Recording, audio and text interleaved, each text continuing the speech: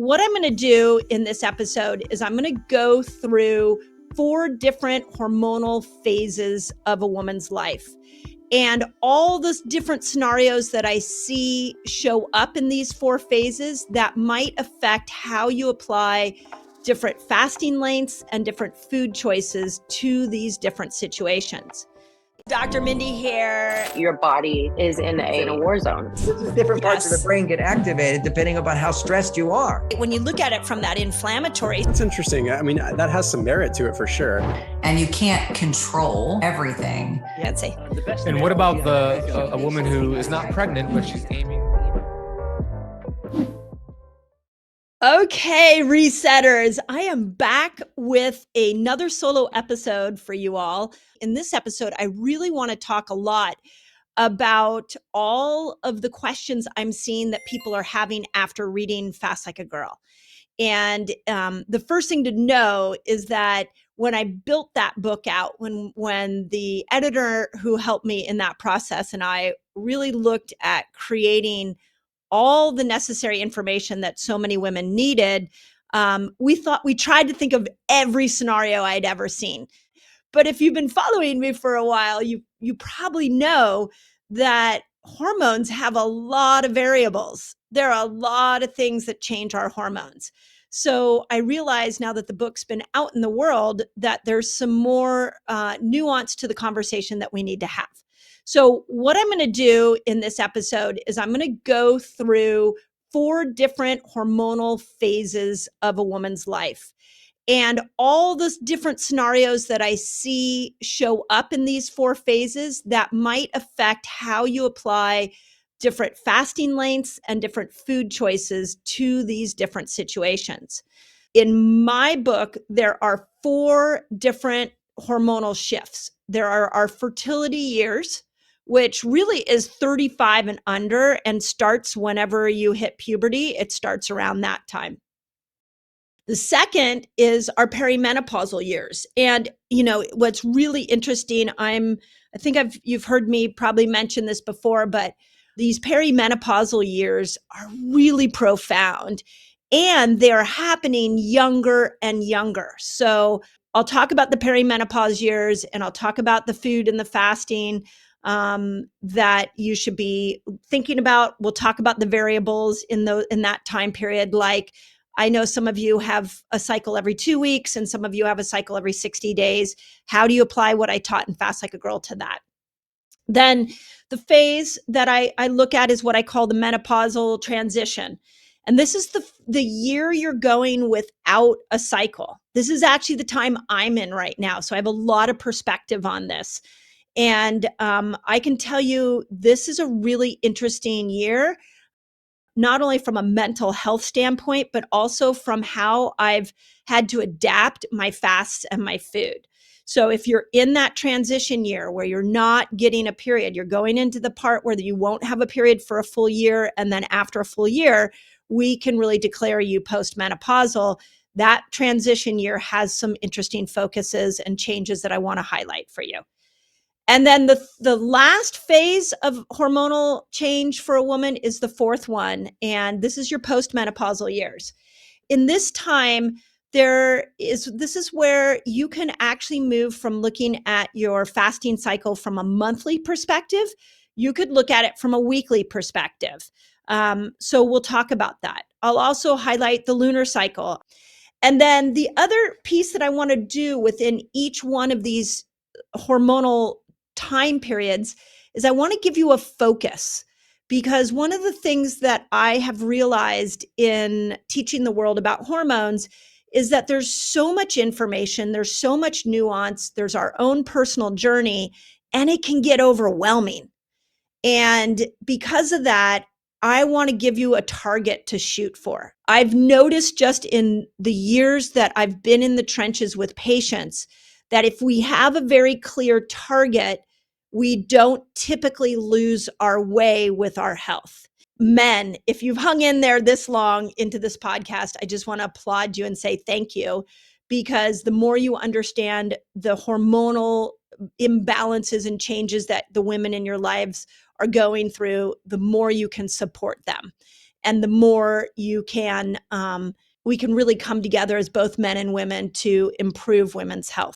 Then my postmenopausal women, I want to make sure that you don't fast forward through the fertility years and the perimenopausal years. And even my women that are in your 30s, I don't want you to click out just because I'm talking about postmenopausal times. One thing that I think is really, really interesting is that we've got to come together as women and really help support each in the decades that we are. So I dream of this unification of all these different time periods and decades where women are coming together to support each other. So please listen all the way through. That's my real plea to understand us all, to understand each other. Okay, with that out of the way, let's jump into the fertility years. I consider the fertility years under 35. Now, I'm not saying that you become more infertile after 35, but in general, I strongly feel like in the fertility years, from the time you start your cycle, which it should be around 13, from about 13 to 35, you should have a regular cycle. And if you don't, that alone is a warning sign something's out of balance. Now, I realize I'm going to talk about the different birth controls, and I realize that some birth controls will actually make it so that your cycle is almost non-existent, and we'll talk about that. So there are a few scenarios where there is an exogenous impact into your system that's changing you hormonally. And so we'll talk about that. But in general, from 13 to 35, you should have a normal 28 to about 34-day cycle. That's what the literature says, is somewhere between 28 days to 34 days, you should have a normal cycle. And what a normal cycle should look like and should feel like is that day one is the first day you bleed. That day shouldn't be like you're hemorrhaging. It shouldn't be that you're bleeding blood clots. It should be that all of a sudden you start to gently shed the uterine lining, and then now within a day or two, you start to get a little heavier bleed. By day 3, it's probably about the heaviest it would be, maybe for a couple of days, day 3, day 4, and then it starts to taper down. It's normal to have a cycle period, let's say it that way, of somewhere between 3 and 7 days. That would be a normal shed time. The week before your period is not meant to be a week of suffering. So if your PMS symptoms are bad, or you have been diagnosed with something like PMDD, there is an environmental reason for that. You are living a lifestyle that's out of accordance with your hormones. And that was the whole purpose of Fast Like a Girl, was to teach you this lifestyle on how to work with your hormones, not against them. So when we see that there's a lot of heavy bleeding, when we see there's a lot of cramping, when we see that you're an emotional hot mess, like really, really bad the week before your period, these are all signs that you are living, your lifestyle tools may not be working for you, and there might be some modifications that need to be made. What I have noticed, if you fall in this fertility period between 13 and 35, what I have noticed over the last 7 years that I've been teaching this to the world, actually it's more like 10 years now that I've been teaching this on my YouTube channel, is that when you fast like a girl, you will sync your hormones back up, and you will have an easier shed, and you will have an easier premenstrual time. That is what I've noticed clinically, hands down. So just follow the 30-day reset, follow the fasting cycle, follow what I taught you in there. If your symptoms are around your period are really bad, I promise you it will sync you back up. Now, the other time period that I have really seen women struggle has been in the ovulation window. And I really feel for these fertility years that from about day 10, 11 to day 15, you have estrogen at her peak. You have testosterone at its peak and a little bit of progesterone. You should feel your best during this time. I want to say that again because some of you are not feeling your best during ovulation. You should feel your best during ovulation. If you are not feeling your best during ovulation, there can be several reasons why. One is let's just go right to the two organs that break down hormones. It's your liver and your gut. If your liver is overwhelmed from toxins or too many medications or maybe too much alcohol, if there's a liver congestion, or if you have a lot of gut challenges, you've been on steroids, you've been on multiple rounds of antibiotics, you've been on birth control for a lot of years. These are medications that destroy your microbiome. So you might struggle to break these hormones down.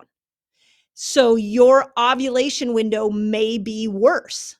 So make sure you are looking at your toxic load. And this is why in Fast Like a Girl, I actually have you bring your glucose up. One of the reasons is we don't want a lot of cortisol during that time. We want a little more glucose. We want to be clean eating. This is a great time to not drink. This is a great time to eat more leafy green vegetables so that that ovulation window works for you. You should feel great then. So I just want to point that out because I am seeing a lot of women say, I'm struggling so much with PMDD. I'm hemorrhaging when I bleed and I'm struggling during ovulation. And the struggles in these moments mean a maladaptation of your hormones to your lifestyle. And I want to correct that for you. That's what Fast Like a Girl really was for you all. Okay. Now, with that out of the way, if you have a normal cycle, and a normal cycle means a 28 to 34 days, somewhere in there, I laid out the 30-day fasting reset. That there's a beginner's version and an advanced version. And the reason that I did that is your door in so that if I was personally coaching you, this would be the first step I would create for you if you have a normal cycle. Once you've tried the 30-day fasting reset and you kind of have a rhythm with it, my next step and encouragement to you is try some longer fasts in the appropriate time. That's what the fasting cycle was. That's the chapter before the 30-day fasting reset. I map out the fasting cycle so that you now have options. We also have an app so that it's called Fast Like a Girl. You can go in there and you can look at what day of your cycle you are, and it'll tell you the foods and it'll tell you the fasts that are available to you based off your hormonal profile. So it will also tell you what nutrients you might want to add in during that time, which for this group of women, my target and focus for you is nutrients. And we're going to talk about this in a moment, what that means. So if you have a normal cycle, that's how you would approach this. Now, what I've heard from a lot of you and has really, really shocked me as Fast Like a Girl has just moved into the world is how many 20 and 30-year-olds are struggling and with fertility, with PCOS, and you don't have a period. So this is of great concern. And let me tell you just one thing I want to bring to everybody's attention about our menstrual cycles. That shedding is like a detox. You are getting toxins out of your body. The most common one you're getting out is toxic estrogen. So the shedding is a release of toxins. It's a release of the old. We've talked here on this podcast about how it's even a releasing of old patterns and old thoughts that can come with the shed. So when we're not shedding on a regular basis, those toxins are staying inside of us, and that's a problem. And many of the birth control methods are causing women to not have a cycle. if that is you've either lost your cycle for a specific reason, or because of a birth control, or you don't know why, please, what I'm going to encourage you to do is just start the 30-day fasting reset. Remember that reset was meant to start at the day of your period. But if we don't have that marker, just start it. And you will start to see that there will be a rhythm that your body gets into. Now, you can also make a decision to follow the lunar cycle. That works. I've shared that before, where at the new moon, just go look at a moon map, and at the new moon, you're day 1, and you should be ovulating around the full moon, which would be somewhere around day 12. So if you're under 35, we could use the moon to be able to map a cycle and then see if that syncs you back up. The other thing you can do is you can use temperature. So I have a lot of the women that I'm personally coaching right now who have lost their periods in their 30s.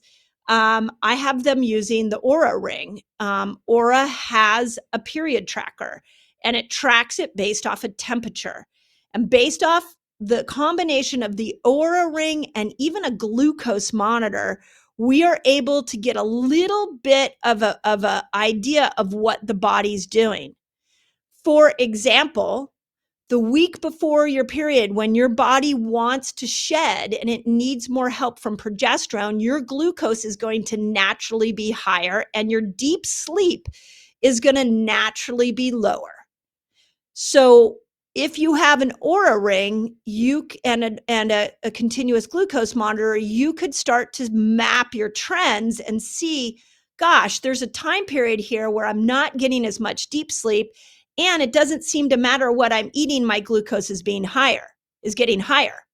Okay, well, if you're a 30-year-old woman without a period, that would mean progesterone is trying to make her appearance. So you might want to mark that moment as day 20 of your cycle and just go with that.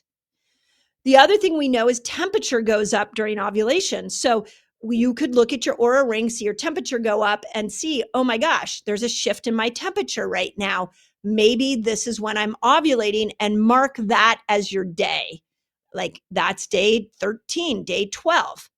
So we can use some other biological signs to tell us where we might be in our periods. And that can help you navigate. So please, if you are a woman who's in her fertility years and you don't have a cycle, please be aware that you can use other measurements. And if you're completely confused, just jump into the 30-day fasting reset at day 1, and you will eventually sync back up.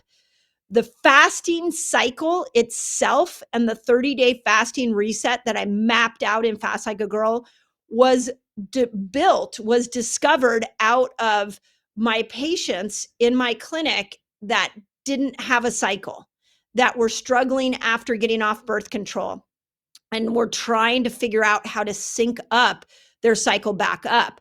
Those two tools were what we used. So they're now available to you to be able to use them. So that's the fertility years. Now, the focus for these years that I really want to emphasize, and this is going to tie into what I'm writing about in my next book, is that what I'm seeing happen to the 20 and the 30-year-olds right now is that you all have more exposure to toxins than ever before. And those toxins are not only blocking receptor sites and infiltrating your hypothalamus, pituitary, and pineal gland of your brain, throwing off your hormonal system, but they are depleting you of minerals and vitamins. So let me give you an interesting observation or study that I came across yesterday as I was spending the day writing the new book. We know for a fact that birth control pills deplete you of very key nutrients. Here are some of them: magnesium, You need magnesium to be able to shed the uterine lining to make progesterone. Zinc depletes you of zinc. You need zinc to be able to make enough estrogen and testosterone so you ovulate. Iodine, you need enough iodine for your thyroid hormones to work properly. 5-HTP, you need 5-HTP to be able to make a neurotransmitter called serotonin. And vitamin D, it can deplete vitamin D. And you need vitamin D to be able to do everything. Vitamin D is the boat that carries these hormones around. But from a mental health perspective, vitamin D actually protects your dopamine system and helps make sure that your dopamine system works right. So if you're in your 20s and 30s, you've been on birth control pills for a long time, you've lost your cycle, your cycle is all over the place, you're struggling to get pregnant, you're dealing with PCOS, you're hormonally hitting hurdles right now, I want your focus to be on adding these nutrients back in, because it may be that the years on birth control depleted you from a nutrient standpoint, and you need to add these back in. The other target for my 20s and my 30-year-olds I want you to focus on is your microbiome. You have a set of bacteria that break estrogen down. And if you can lean into the 3P foods, if you can throw in a few more 24-hour fasts when it's appropriate, we need you focusing on microbiome repair in your 20s and 30s is going to help you when you hit your perimenopausal years. So I'm looking at this from two lenses for you. I'm looking at this from the lens of, I want you to hormonally be balanced in your 20s and 30s, but I'm also looking at it from the lens of, I want to make sure that the perimenopausal years are a smoother ride for you.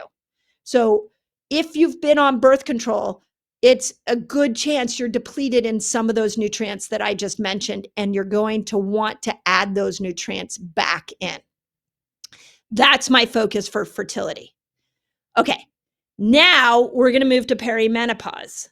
So perimenopause years, this is after 35. So if you're 37, 38, and all of a sudden you're getting a hot flash, don't panic. That is more common now in the late 30s than ever before. There's an environmental reason for that. But at 35, what we know clinically is that your progesterone is the first hormone to start to decline. So I want to talk about that for a moment, because progesterone serves many purposes for you. The first is progesterone is a precursor to GABA. It calms you. Progesterone mellows you out, GABA mellows you out. And progesterone, when your body makes progesterone around day 20 and in that ovulation window, what that progesterone is doing is going into a GABA receptor site and calming you.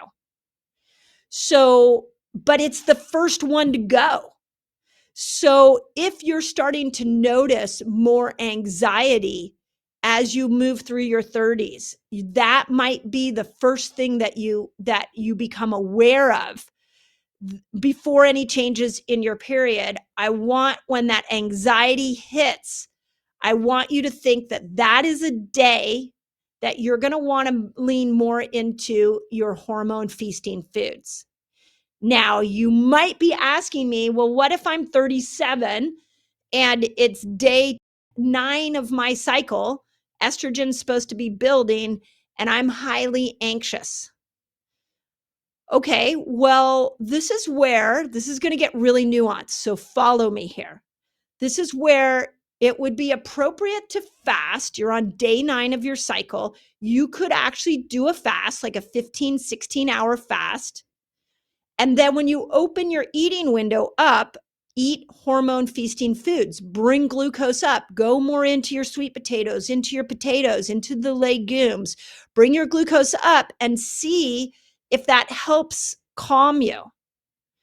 We know that that your body often needs more glucose, not just to make progesterone, but it actually needs more glucose to make a neurotransmitter called serotonin, and it needs more glucose to make GABA. So GABA will calm you. It's a neurotransmitter that will calm you. Already talked about that. But serotonin also gives you a calming state.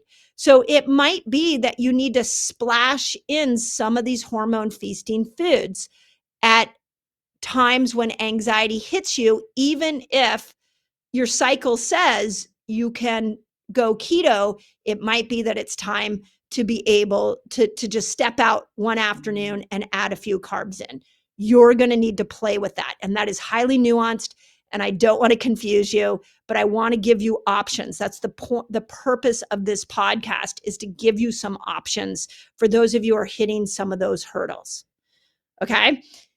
So now, what I also know at 35 is that progesterone is going to go down. Anxiety is going to potentially go up. And over the next 10 years, from 35 to 45, your cycles are going to change. The length of your cycle is going to change. And with that is going to come some signs of spotting. It's going to come, you're going to get a cycle every 2 weeks, or you'll get a cycle every 2 months. Things really rapidly change. Sleep is going to change, moods change, mental clarity changes.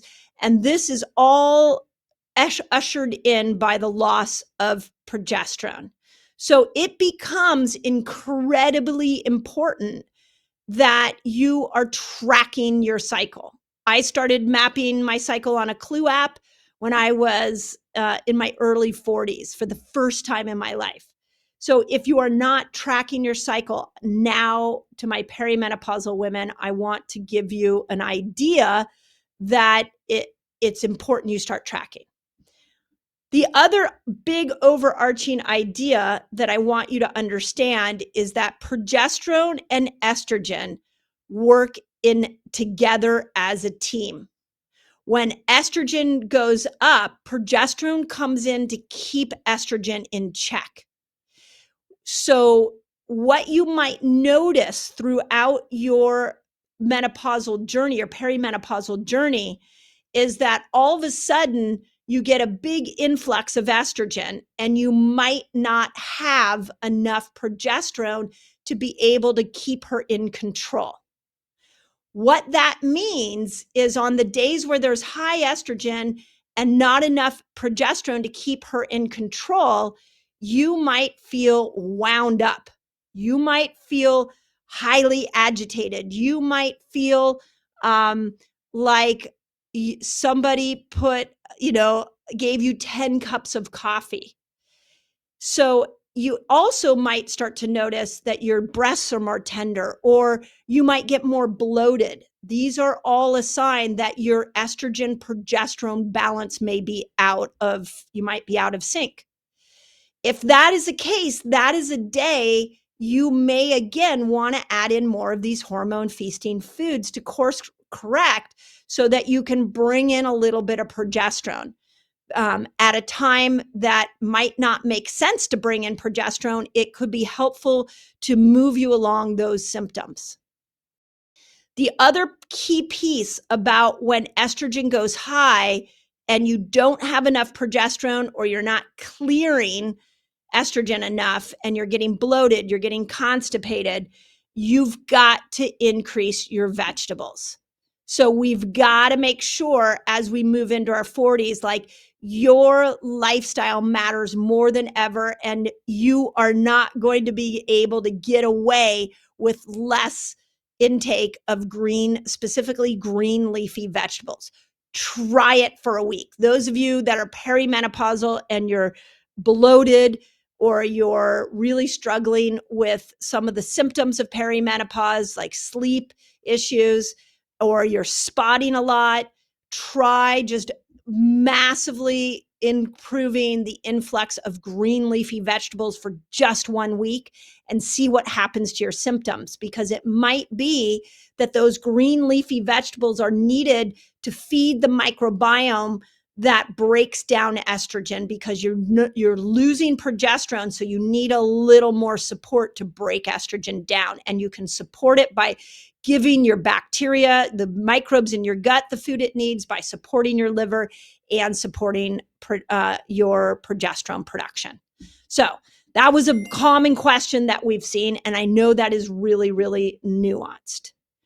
Now, what happens if your cycle is really long? I want to address that. You're 45, you're getting your cycle every 2 weeks. I'm sorry, every 2 months. So it's 60 days. What I want you to do is you're going to go all the way through the 30-day fasting reset. When you get to day 30, I want you to just start over again, because the goal is not to stay in the nurture phase for months. That is most likely going to be a recipe to gaining weight. So what the perimenopausal woman does is she goes through the 30-day reset. The way I mapped it out, you might find some variations as you do it more. And then when you hit day 30, you go through it again. And if you are getting into these places where the hormone feasting foods are causing you to gain weight, then for my perimenopausal women and even the postmenopausal women, you can tack on some longer fasts so that you are balancing out the fat burner and sugar burner systems. So make sure you don't stay in the bottom line is really make sure you do not stay in the nurture phase for weeks and weeks and weeks. The nurture phase was meant to stay in a couple of days to a week. If your period doesn't show up, go back into another power phase and start the whole cycle again. If you don't know what I'm talking about, I'm literally speaking straight from the book. So make sure you get the book so you understand that. Now, my women that are getting periods every 2 weeks, this might be the harder one for the perimenopausal women, because if it's coming every 2 weeks, then you're going to start by looking at, okay, day 1, you're going to focus on ketobiotic and some of the longer fasts. And then you might need to shift 5 days later into a hormone feasting experience. So what I would do is I would take the fasting cycle and the 30-day fasting reset, and I would just cut it in half. So this is what it would look like. The first 10 days of your menstrual cycle, you're meant to be in a ketobiotic state, bringing glucose down, bringing insulin down, and going into the longer fasts. If you have a period every 2 weeks, don't make that 10 days, make it 5 days. And then I want you to switch into the manifestation phase. The manifestation phase, you're bringing glucose up, you're doing hormone feasting foods, you're keeping your fast around 15 hours. So at day 6, you would move into the manifestation phase, and you would do that for 3 days. So we're just sort of simulating, maybe you're ovulating during that time. Then after 3 days, you're going to move back into another power phase for 5 days. So we're now at 15 days, where the first 5, we've gone ketobiotic, longer fast. Then we've taken 3 days and we've shifted to hormone feasting, shorter fast. Then we're back 5 more days to a longer fast ketobiotic, and then we switch into the nurture phase, and you stay in that until you bleed again. So that might be 1 day, that might be a week. Don't stay there longer than a week. So you might have to simulate a shorter cycle with the food and fasting. Again, very, very nuanced. This is a conversation. If I've just confused you, I want you to understand that this is a conversation that I have with my patients. These are the modifications that we make together. And because this is a book, because this is a podcast, I'm just giving you some of those modifications. Now go play with them and see how that all works for you.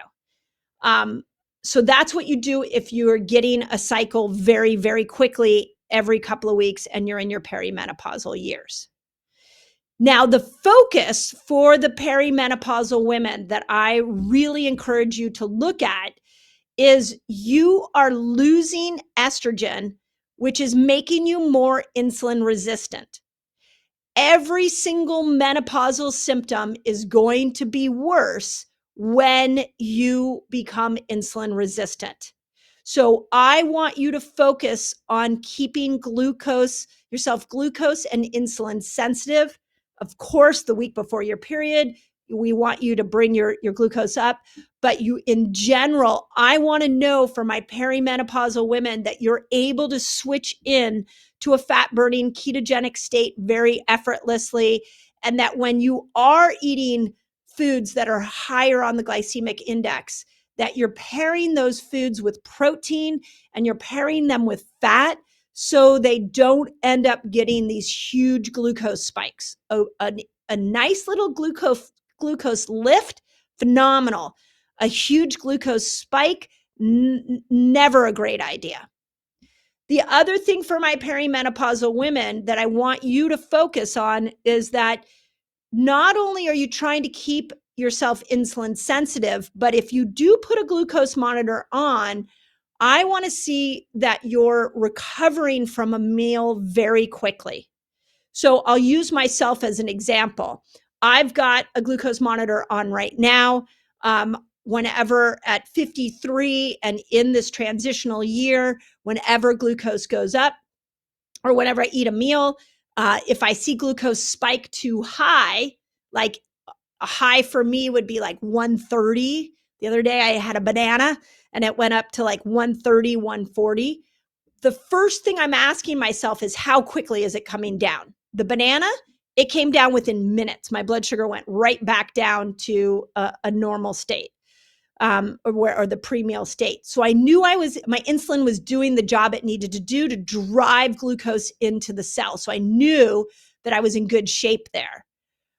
Now, the next time I ate a banana, what I did is I put some nut butter on it and it lessened that spike.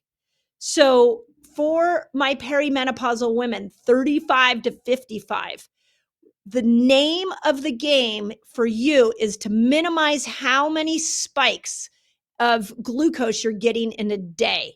You don't want 5 major spikes into the 120, 130 range throughout the day. 1 with a quick recovery would be fine. 2 with a quick recovery may be okay. But think of it, every time your glucose comes up and drops, and then it goes up and then it drops, that puts you on an emotional roller coaster that your hormones are already on an emotional roller coaster. So we want to avoid that. So make sure the name of the perimenopausal game is stabilizing that blood sugar. You can do that by adding in protein to every meal, adding in fat with every meal, even the week before your period. The last fun hack I like for my perimenopausal women before I move on to the next phase is go for a walk after you eat. Do squats, air squats after you eat.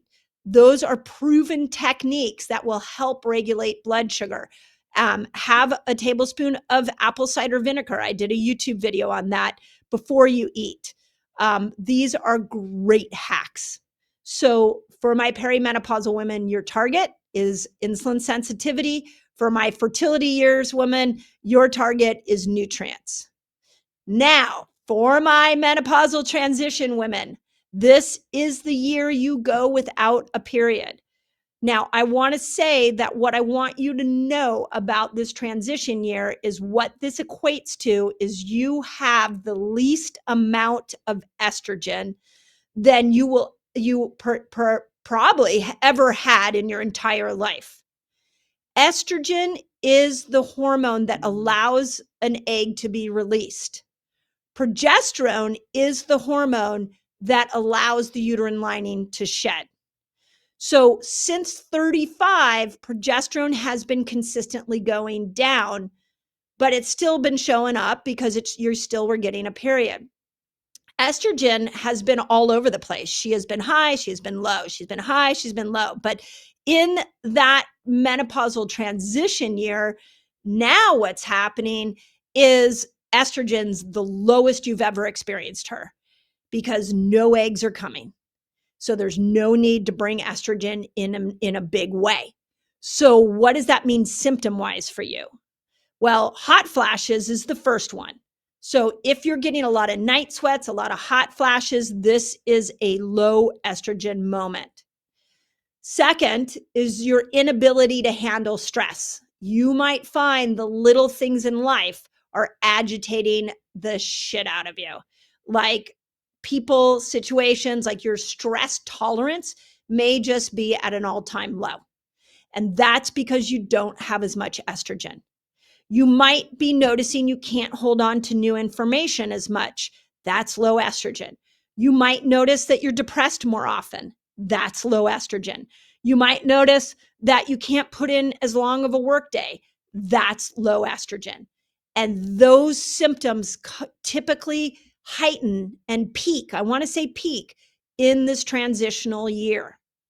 So if you've looked at some of the studies on HRT and BHRT, there's a lot of conversation that says this is the year we want to look to add in some exogenous hormones. Now, I will tell you, like I said, I am in this year. I am very passionate about this year because this is the year that I'm living right now.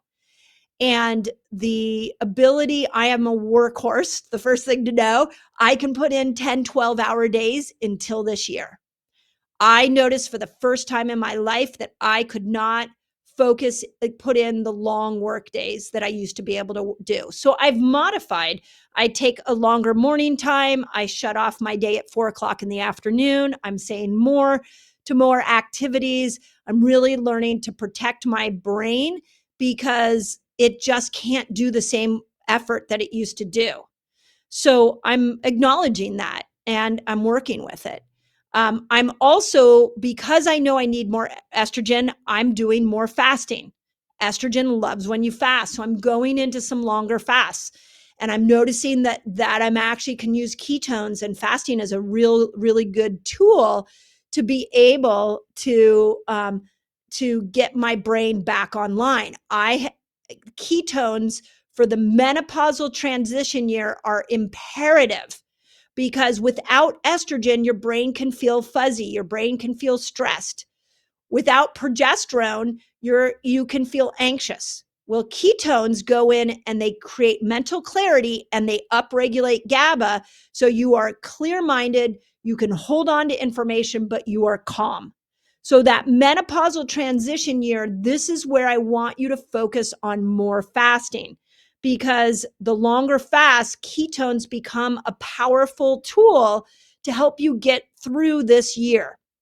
So if you're in that year and you don't feel like you know yourself, understand your brain is going to recalibrate. And after that year, things get better.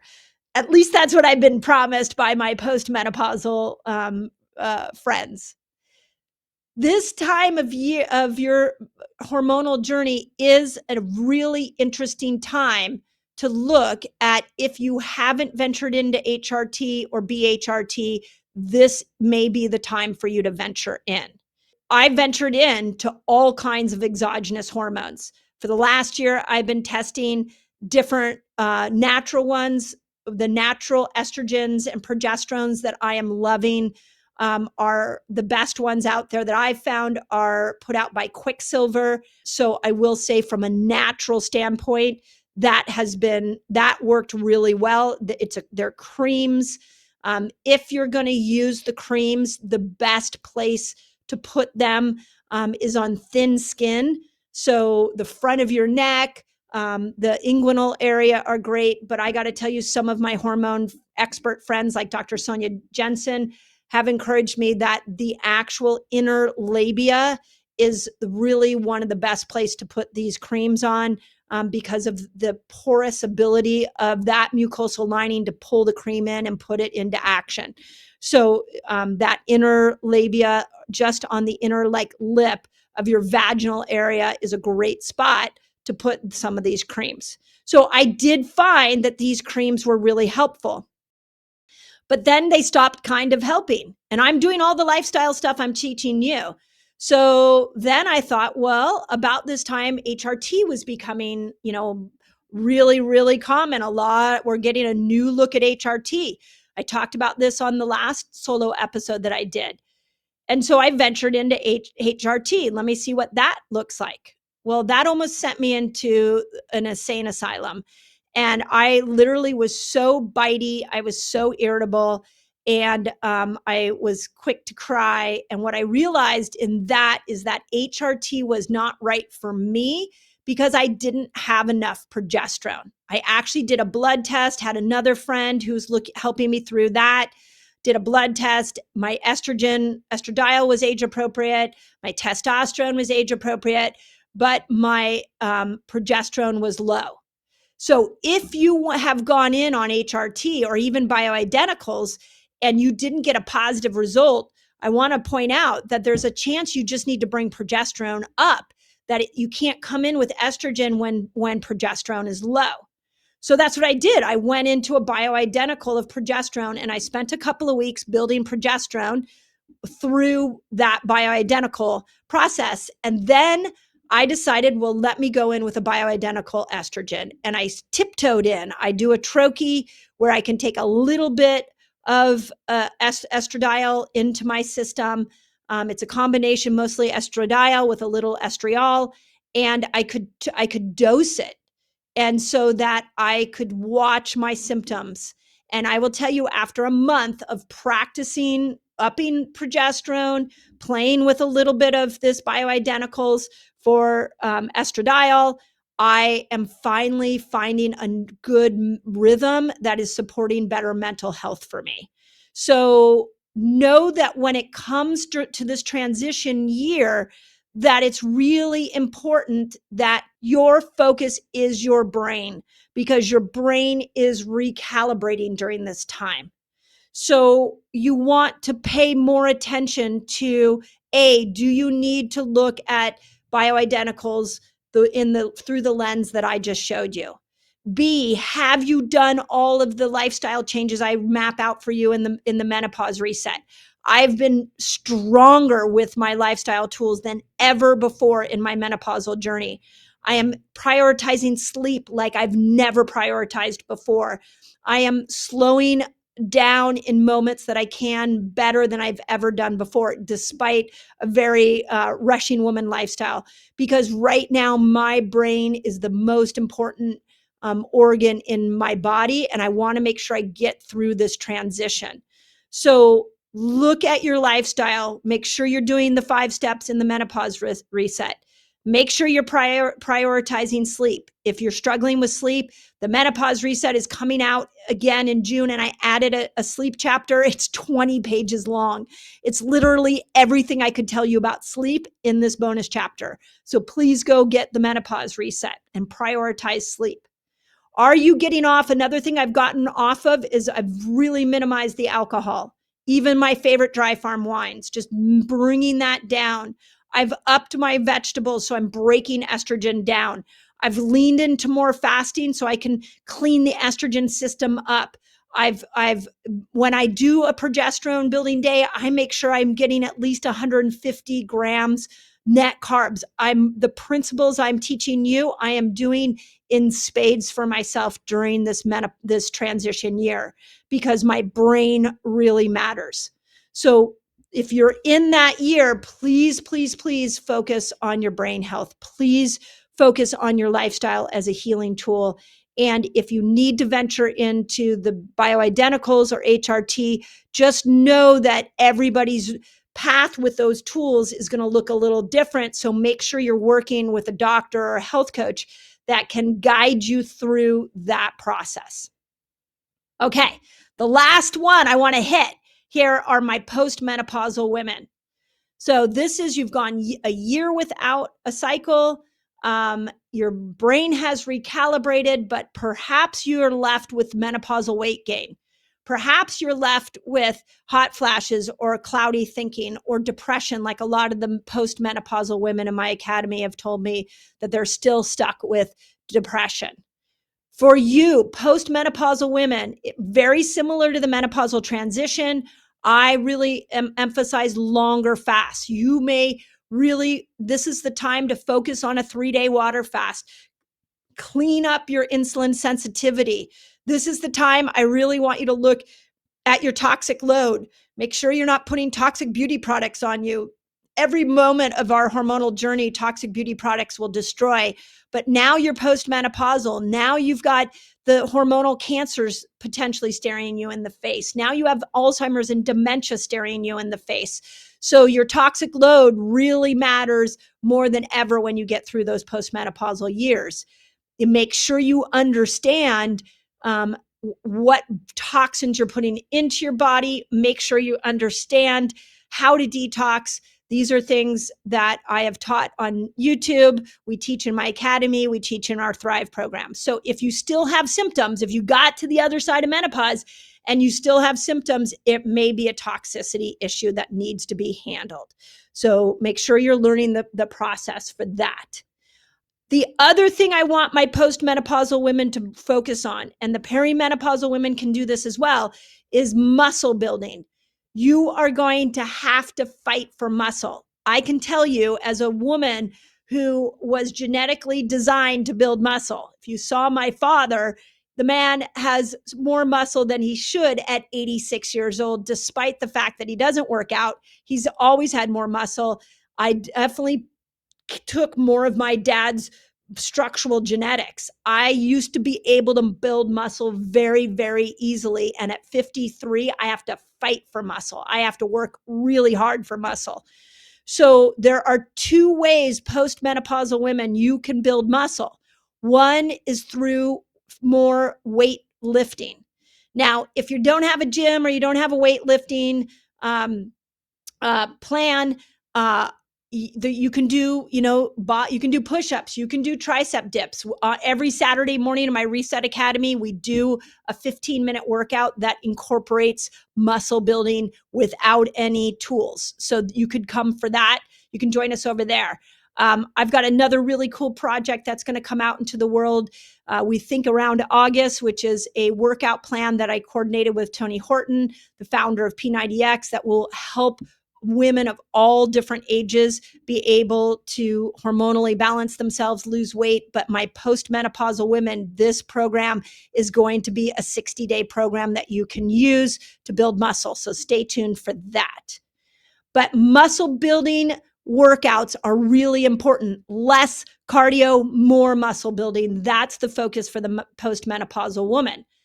The other way that you build muscle is through protein intake.